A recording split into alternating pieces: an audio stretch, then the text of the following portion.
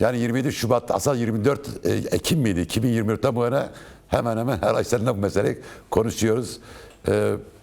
Şöyle olacak, böyle olacak denildi ama sonuç olarak süreç bir şekilde yani devam ediyor. Kervan yola girdi diyebiliriz.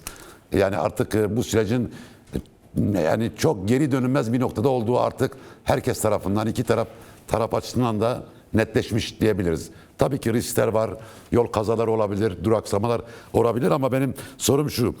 Ve ikinci aşamaya geçti. Bu yeni ikinci aşamanın parametreleri nedir? Bir fikir açısından, bir hatırlatma açısından soruyorum bunu.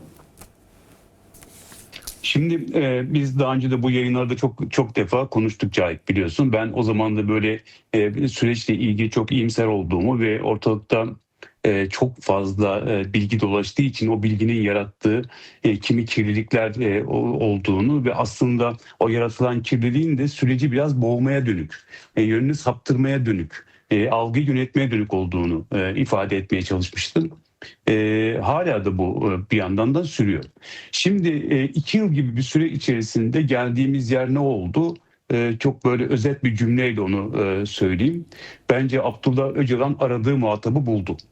Hatta bulmadı, o muhatabı yarattı aslında. Yani yıllara yayılmış bir mücadeleyle, yıllara yayılmış bir siyasetle kendi muhatabını adım adım yarattı. Şimdi o muhatapla, bulduğu o muhatapla, yarattığı o muhatapla bir dönem, bir süreç inşa ediyor. Kürt sorununun çözümünü inşa ediyor ve bunun karşısında bir muhatap var. O muhatap da devletin kendisi.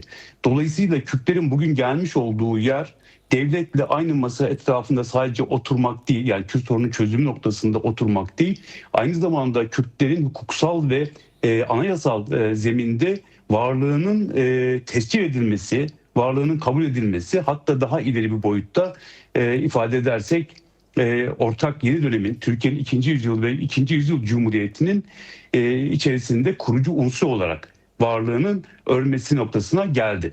Şu anda aslında şu an bugünün parametresi bence bunun üstüne kuruldu. Bu aşamadan sonra çok daha güçlü adımlar atılacağını göreceğiz ve daha büyük sorunlarla tabii ki karşılayacak çok büyük ihtimalle.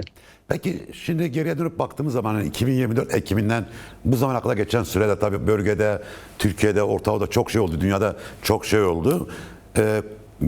Yani konjonktürel gelişmeler veya başka provokasyonlar bu süreci akamete uğratabilir mi? Artık bu süreçten geri dönüş söz konusu mudur sence her iki taraf açısından? Bunu çok olası görmüyorum Cahit. Olmaz demiyorum ama olası görmüyorum. Hakikaten çok büyük şeylerin yaşanması lazım. Şimdiden hani şu olursa bozulur diyebileceğim bir durumda değilim. Evet. Onu zaten hemen anları hissederiz. Öyle büyük şeyler olur ki onu hissederiz. İşte 7 Ekim Hamas saldırısıyla başlayan süreçteki olduğu gibi. Ne kadar büyük olduğunu, ne kadar büyük bir şey geldiğini o saldırının olduğu anda anlamıştık mesela. Yeni bir şey geliyor, yeni bir şey doğuyor demiştik. Bu anlamıyla ben her iki tarafında hem örgütün hem de devletin çok kararlı olduğunu görüyorum. Hatta Öcalan'ın şeye taşıyan notlardan çıkarttığım bir değerlendirmeyle söyleyeyim. Devlet bile vazgeçse Kürt siyaseti, Abdullah Öcalan bu süreçten asla vazgeçmeyeceğini anlıyoruz. Yeni bir yol haritası çizdiğini, yeni bir siyasi hat oluşturduğunu ve tüm örgütü buna uygun şekilde dönüştürmeye çalıştığını anlıyoruz ve asla bundan vazgeçmeyeceğini anlıyoruz. Bence burada süreç büyüdükçe, geliştikçe, işte demin arkadaşımız bölgeden anlattı, işte Suriye'deki gelişmeleri konuştunuz, İran'daki gelişmeleri konuştunuz siz. Ben de onları dinledim yayın boyunca. Görüyoruz ki süreç ilerledikçe bölgeyi de etkiliyor. Dolayısıyla bölgedeki gelişmeler Türkiye'yi de etkiliyor. Böyle bir hassas etkileşim içerisindeyiz. Ve Kürtlerin alacağı tavır hem bölgeyi çok belirliyor hem Türkiye'nin pozisyonunu çok belirliyor. O yüzden senin dediğin şey çok doğru. Evet, Kürtler siyasal anlamda da çok stratejik bir özne halindeler ve o özne olma hallerini de hem bölgede hem de Türkiye'de muhatabını bularak konuşuyorlar ve eyleme ya da harekete geçiyorlar diye. Şimdi tabii bu özellikle hem komisyon sürecinde hem de yasanın, çerçeve yasasının meclise sunulmasıyla beraber tabii herkes tekrardan bir pozisyonunu belirleme ihtiyacı hissetti. Şimdi barış sürecinde niye herkes doğduğu yeri yeniden tanımlama ihtiyacı hissediyor sence? Bu ne kadar önemlidir? Yani bu süreç başka bir takım kırılmalara, başka bir takım yeni ittifaklara, siyasi oluşumlara yol açar mı? Yol açıyor mu daha doğrusu? Şöyle, barış tabii çok güçlü bir kavram. Daha doğrusu çözümün kendisi çok güçlü ve etkileri, demin ifade ettiğim gibi, etkileri bölgesel düzeyde, uluslararası düzeyde etkileri olacak bir süreç.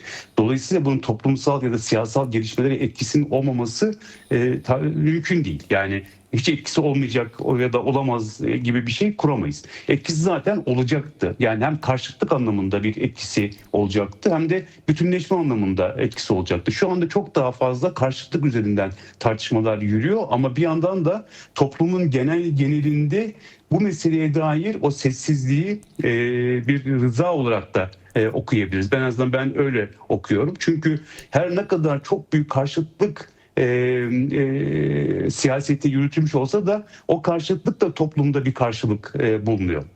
Bu da bence önemli. O yüzden ben toplumun oradaki sessizlik halini aslında bu sorunun artık çözülmesi gerektiğine dair bir karar olarak aslında birazcık okuyorum.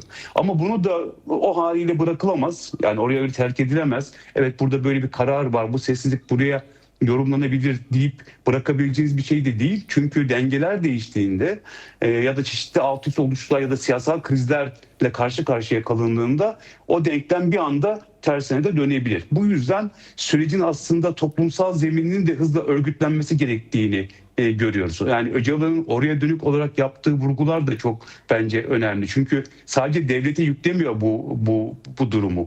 Diyor ki yani toplumsallaşmayan, örgütleşmeyen bir barış süreci ya da çözüm süreci kendi hattını çok güçlü şekilde oluşturamaz diyor aslında özetle.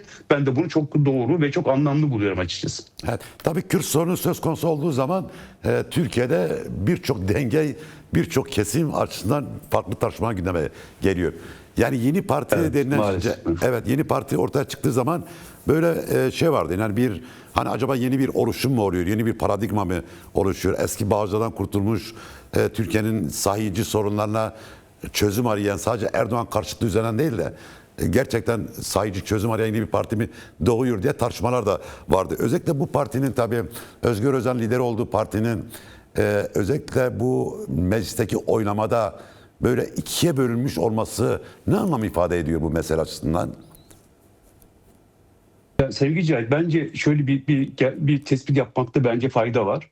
O da şu: sürece karşı alınan tavır, her kim o tavrı alıyorsa sürece karşı ya da o karşıtlığın içerisinde yer alıyorsa ya da çözümün karşısında duruyorsa, kendi içerisinde bir darbeyle karşı karşıya oluyor. Ben Özgür Özel'in yasal çerçeve meselesinde parti içerisinde yaşadığı durumu biraz buna benzetiyorum. Yani bunun bir sonucu olarak görüyorum. Orada bütünlüklü bir evet tavrı, grup tavrı ortaya çıkmadığı için, aslında çözüme dair bir grup tavrı ortaya çıkmadığı, yaratılamadığı için aslında çözümün karşısında nasıl bir darbe alabildiğini gösterdi. Hatırlayalım, işte Öcalan'ın cemaat için darbe mekaniği diye ifade ettiği 2015'lerde 2014'te 13'lerde ifade ettiği şey aslında o sürecin karşısında olanların neyle karşımıza çıkacağını anlatıyordu. Bu mesele de yine öyle. Kim ki çözümün ve barışın bu sürecin karşısında yer alıyor, o kendi içerisinde bir darbeyle, bir bölünmeyle, bir tasfiyeyle karşı karşıya kalıyor. Önce bunu bence belirlemek lazım. Ama öte yandan İyi Parti'nin, daha doğrusu yeni partinin konumlanışı en başından itibaren hemen şeye gönderme yapalım. Komisyonun ilk kurulduğu dönemde Öcalan'la görüşmeyle ilgili heyete üye verme konusundaki geri tavrı bugün yarattı aslında. Evet. Yani yeni partinin bu tavrı yarattı. Yani hayırı güçlendiren, orayı besleyen, o karşıtların olduğu yeri besleyen yeri güçlendirmiş oldu. Eğer tersi olsaydı belki bugün başka bir şey konuşuyor olabilirdik. O yüzden çok önemliydi. O yüzden Kürt siyaseti, DEM Parti çok fazla şekilde CHP'ye, Özgür Özel'e burada yer almalısınız dedi. Ama onlar, Özgür Özel bunu dinlemedi ve bunun da bedelini bir parça ödedi aslında bu haliyle. Ama hayır diyerek toplum da birazcık bunun bedelini ödüyor şu anda. Peki burada Özgür Özel'in liderliği sarsıldı mı? Veyahut da yeni Tabii ki. parti ciddi bir yara aldı söyleyebilir miyiz? Çünkü Kürt kamuoyunda birdenbire sanki yeni parti yokmuş gibi bir şey ortaya çıktı. Yani sokak röportajına bakın, Evet. yeni parti silinmiş gibi yani. Ama yani bu meclis şeyinden önce kısmen yeni partiye bir teveccüh vardı Kürtlerde. Evet, orada da Özgür Özel'in tavrı çok belirleyiciydi biliyorsun. Özgür Evet. Özel'in özellikle Kürt meselesinin çözümüne dair ifade ettiği cümleler, siyaseten kurduğu cümleler Kürtlerde bir karşılık bulmuştu. Bir samimi görünmüştü aslında. Ama zaman içerisindeki tavırlar, özellikle çözüme doğru yönelimdeki tavırlarında işte İmralı'ya heyet üye vermeme, Öcalan'la görüşme konusunda üye vermeme süreciyle başlayan bir gerileme de vardı. Bu da hissediliyordu bir yandan.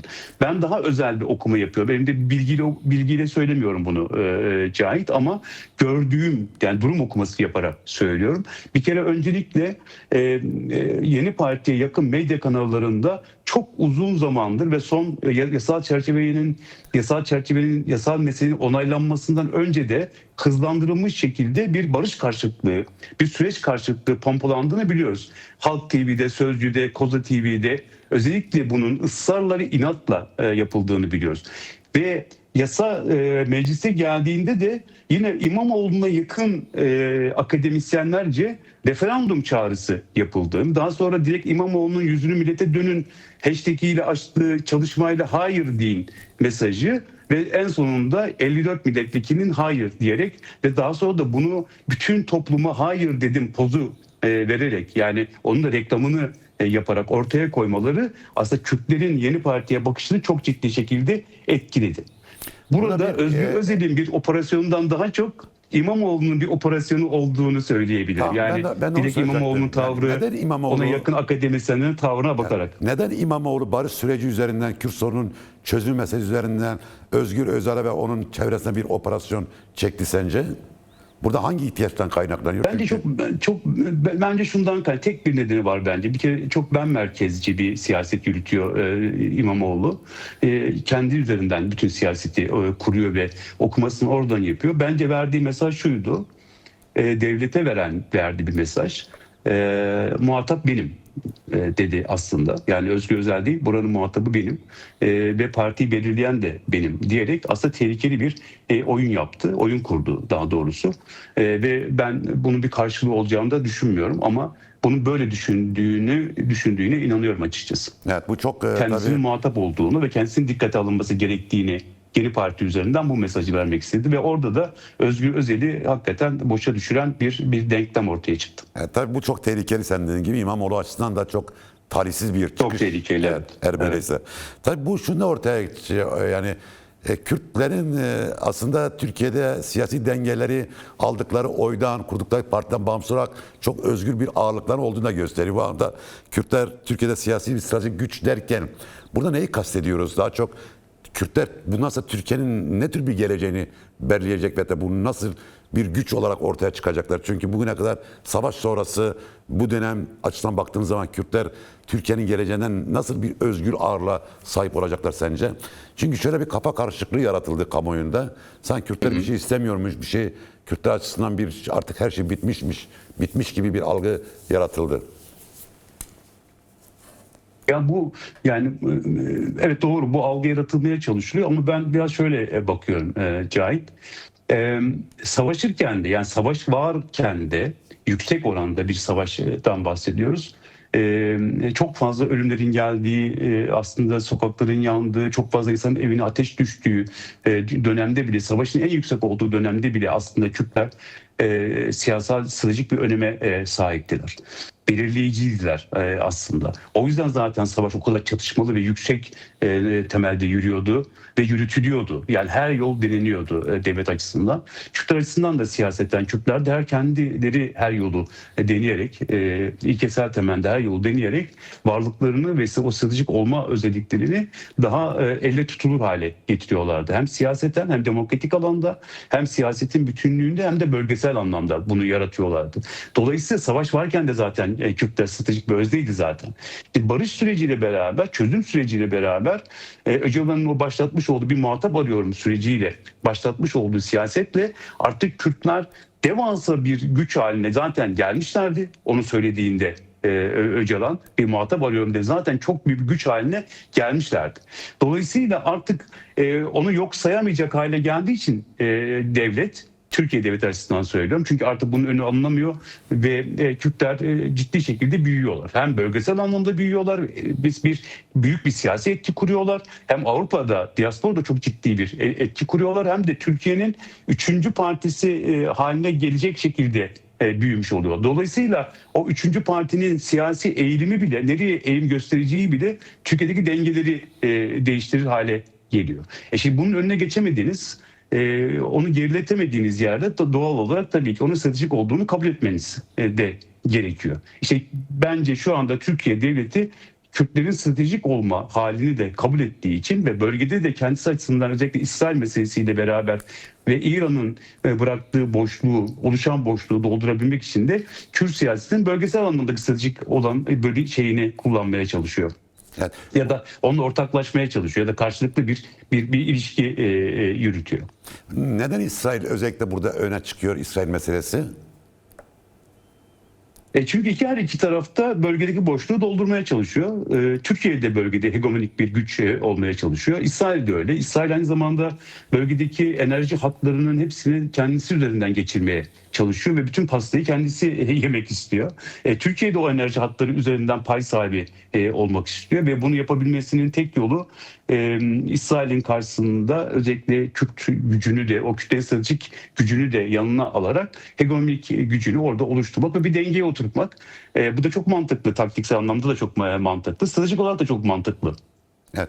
Şimdi tabii Kürtlerin Türkiye siyasi stratejik konumunu konuşurken bunu sadece seçim aritmetiği açısından mı konuşuyoruz, yoksa Türkiye'nin yeniden şekillendirilmesi, yeni bir demokratik anayasa yapılması, Türkiye'nin bir hukuk sistemine oturtması, Kürtlerin hukuk içine alınması konusunda da önemli bir güç olduğunu mu kastediyoruz? Yani sadece günlük konjonktürel siyasi gelişmelerden mi böyle bu sonuç çıkarıyor, yoksa artık Kürtler Türkiye'ne yeni bir anayasa yapılacaksa Kürtler mutlaka olacak bu anayasa içerisinde. Hatta bunu etkileme güçleri olduğu açısından mı böyle bir tanımlama yapıyoruz? Kesinlikle öyle, çünkü çözüm dediğimiz sürecin kendisi zaten bunu anlatıyor ya bunu tarif ediyor. Zaten eğer sadece seçim üzerine kurulu bir şey olsaydı böyle bir çözüm sürecine de ihtiyaç olmazdı. Başka türlü, başka şekillerde bu süreç işletilebilirdi. Oturup bir masa bu kadar büyük, işte Bahçeli'nin siyasi aranaya çıkıp yapacağı çağrının yapmak zorunda kalacağı kadar bir durum oluşmazdı. Masalar oluşmazdı. İşte bugünkü geldiğimiz noktaya gelinmezdi. Eğer sadece seçim üzerine kurulmuş olsaydı. Öyle olmadığını hepimiz biliyoruz. Öyle olmadığını Türkiye medyası da, kamuoyu da biliyor, aydınları da biliyor, yazarları da, sanatçıları da biliyor. Hatta toplumun kendisi bile biliyor böyle olmadığını. Kürtlerin artık Türkiye'nin 2. yüzyılında bir sorun olmaktan çıkıp bir kurucu haline gelmesi, paydaşı olması, Cumhuriyet'te bütünleşmesi, Cumhuriyet'in içerisinde kimliğiyle, sözüyle, siyasetiyle var olmasının artık bir mecburiyet haline geldiğini görüyoruz. Ama işte bu mecburiyeti ve bu zorundalığı gönüllü hale getirme siyasetidir aslında çözüm süreci.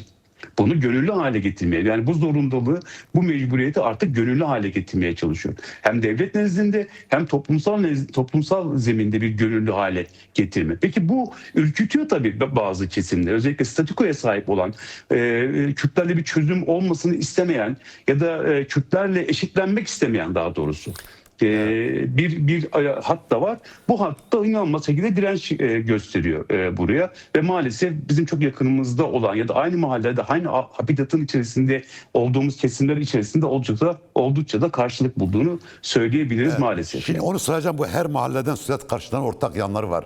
Onu soracağım ama az önce bu şeyi söyledin, yani süreç karşıtları olan, yani süreç ilerledikçe bazı imtiyaz alanlarını kaybetme riski yaşayanlar mı bu sürece karşı çıkıyor? Örneğin işte yoksa burada başka bir hikaye mi var? Yani işte İyi Parti, Zafer Partisi gibi bazı ultrafaşist grupların sahaya çıkması ne anlam ifade ediyor? Bir şey ifade eder mi yani? Yani şöyle, tabii ki bir şey ifade eder ama yani karşılığı olmasa bile, çok büyük karşılığı olmasa bile bir şeye tekabül ediyor. Yani sürecin karşısında yer alarak, karşıt siyasetini yaparak toplumsal algıları dönüştürme ya da toplumu karşıtlık üzerinden provoke etmeye ya da o anı bekleyen, yani o provokatif anı harekete geçirebilecek o anı bekleyen bir duygu olduğunu farkındayız. O ortada. Çünkü dediğim gibi bir çözüm istemiyor aslında bu kesimler. Ve var olan Türkiye'nin var olduğu pozisyonunu, eski birinci yüzyıl pozisyonunu korumasını istiyor. Ve dolayısıyla Kürtlerle işte eşitlenmek istemiyor dediğim şey bu. Ödü patlıyor. Yani Kürtlerle eşitlenmekten göz hizasında, yani göz hizasında durmaktan ödü patlıyor. Göz göze bakmaktan ödü patlıyor gerçekten. Evet. Çünkü yıllarca bunun karşıtlığı üzerine siyaset yapmış. Şimdi o zemin ortadan kalkıyor sevgili Cahit.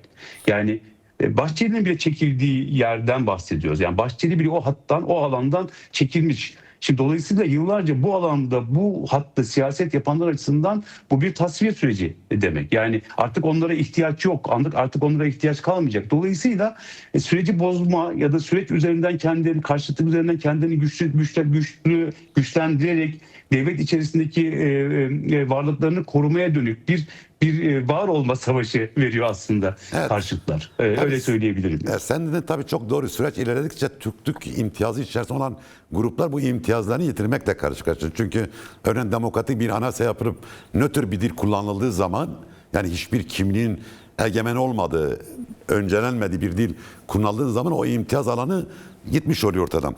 Şimdi oradan şuna gelmek istiyorum tabii, bu her mahalleden bu sürece karşı çıkanlar var. Hatta bazıları çok insafsızca, hatta ahlaksızca diyeyim. Yani işte manipülatif, dezenformasyon yaparak, yalan atarak, işte Demirtaş karşıda ama Demirtaş'ı seviyor gibi gözüküyor. Hayatta savaş görmemiş ama savaş niye bitiyor diye yapıyor. Özellikle bu Gülen cemaatine yakın bazı gruplar var. Onların bir takım ilişkilendiği ve de iliştirildiği bazı tipler var. İşte Sözcü gazetesinden bahsediyorsun. İşte daha Sözcü televizyondan bahsediyorsun. Daha ultrafaşist güçler var. Böyle garip bir ruh halleri var bunların. Neden bu böyle oluyor? Aslında demin konuştuğumuz şeyden bağımsız değil sevgili Cahit. Yani aslında hepsi aynı havuzu besliyor. Yani barış karşıtı havuzu besliyor. Cemaatin orada başka bir amacı, hedefi var. İşte İyi Parti ve Zafer Parti'nin başka dertleri ve amaçları var. O havuzu akıtarak herkes kendisine düşen payı koparmaya çalışıyor birazcık. Yani cemaat devlet tarafından muhatap alınmak istiyor. Tıpkı Kürtler gibi. Bunun yolunda karşıtlık yaparak, yani siz eğer çözüme gitmek istiyorsanız bizim de karşıt olmamızı istemiyorsanız bizimle de muhatap olun diyor. O onun için biraz oraya çalışıyor ve sürecin özellikle ideolojik zeminini kaydırmaya çalışıyor örneğin. İşte Öcalan karşıtı propagandayla, Kürt siyasetinin bütününe dönük olarak algı operasyonlarıyla ve benzeri orayı kaşıyor. İşte İyi Parti ve Zafer Partisi zaten demin ifade ettim. O zemin kaybolacak. O zemin gidince onların var olma koşulları ortadan kalkacak. Onlar da kalkmasın diye zaten bunun savaşını veriyorlar.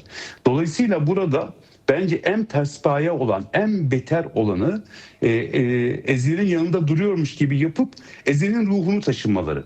Aslında bu kesim, yani bir başka kesim daha var. Bir daha tekrarlar mısın bu cümleyi? Bunu programın spotu yani yapalım. bir üçüncü kesim daha var bunların dışında. Yani evet. Karşıtlığın içerisinde İyi Parti, bunları anlayabiliyoruz. Cemaati de anlıyorum ben. İyi Parti, Zafer Partisi'ni de anlıyorum. Bunlar kendilerini tanımlıyorlar. İşte İyi Parti'ye, Zafer Partisi, faşist partiler, milliyetçi şoven partiler diyebiliyoruz. İşte cemaatin kendi çıkarları doğrultusunda hareket ettiğini ve bunun için de her şeyi yapabileceğini biliyoruz. Ama bir üçüncü kanat daha var. Onları işte en pespaye dediğim, en beter dediğim şey o. Onlar Ezel'in yanında duruyormuş gibi yapıp işte Ezel'in ruhunu taşıyorlar. Onun dilini taşıyorlar. Mesela işte çözüm olsun ama işte Öcalansız olsun diyor mesela.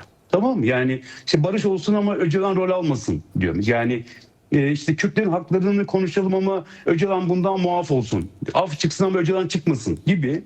Ve orayı da işte yeni anayasa yapacaklar, anlaşıyorlar, anlaştılar. İşte bir ömür boyu Erdoğan iktidarda kalacak. Bunun anlaşmasını yapıyorlar. Öcalan işte Kürtleri sattı, öyle. Yani inanılmaz bir propaganda zemini, karşı propaganda zemini oluşturuyorlar ve en düşük yerden, en seviyesiz yerden bu meseleyi götürüyorlar. Şimdi hayır tartışmasına da ben birazcık buradan bakıyorum. Hayır tartışmasında o çevrenin almış olduğu tavır gerçekten korkunç bir tavırdı. Yani insanlara, yani yeni partiye hayır baskısı kurdular mesela. Hayır deyin baskısı kurdular. Ve Evet. bunu nasıl temellendirdi diye bak. Hayır, bir temellendirdiği bir şey yok. Sadece hayır çağrısı yapıyor. Ve bunu yaparken de cezaevinde olan Demirtaş gibi, Tayfun gibi, Can gibi insanların ismini kullanarak hayırı agite etmeye çalışıyor. Sonra Demirtaş'tan da, Can Atalay'dan da, Tayfun'dan da evet, barışı savunan, bu yasal çerçevenin mecliste konuşmasını, onaylanmasını savunan, evet'i savunan cümleler geldiğinde onları paylaşmıyor mesela. Evet.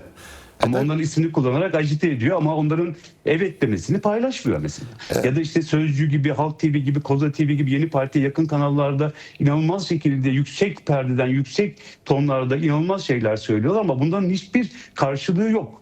Evet. Kürtler açısından. Ve ben şöyle bakıyorum Cahit, merhaba. Son bir söz olarak söyleyeyim. Ne zaman Kürtler konuşulmaya başlıyor bu çevrelerde? Yani bunca zamandır, bunca yıl, bir yıl içerisinde ne zaman görüyoruz onları Kürtlerle ilgili konuşurken? Kürtlerin herhangi bir haklarıyla ilgili, onların talepleriyle ilgili, onların dertleriyle ilgili, onların sorunlarıyla ilgili bütünlüklü bir siyaset ürettiklerini, bütünlüklü bir cümle kurduklarını görüyor muyuz? Hayır, görmüyoruz. Hiç görmüyoruz yani. Ne zaman görüyoruz? Seçim yaklaşırken görüyoruz ve Kürtler devletle çözüm masasına oturduğunda görüyoruz. Orada da karşıt bir propaganda yaparken onları buluyoruz. Evet. Bu çok acıklı tabii. Yani bizim açımızdan, habitat açısından, mahalle açısından da, bulunduğumuz mahalleler açısından da çok acıklı bir durumu gösteriyor. Vasata muhtaç diyorum ben. Yani vasata muhtaç hale geldiğimiz bir nokta burası da. Yani. Tabii Kürt mahallesinde çok değil ama buna benzer birkaç tipolojiler de var. Birkaç cümlede bunu söylemek gerek.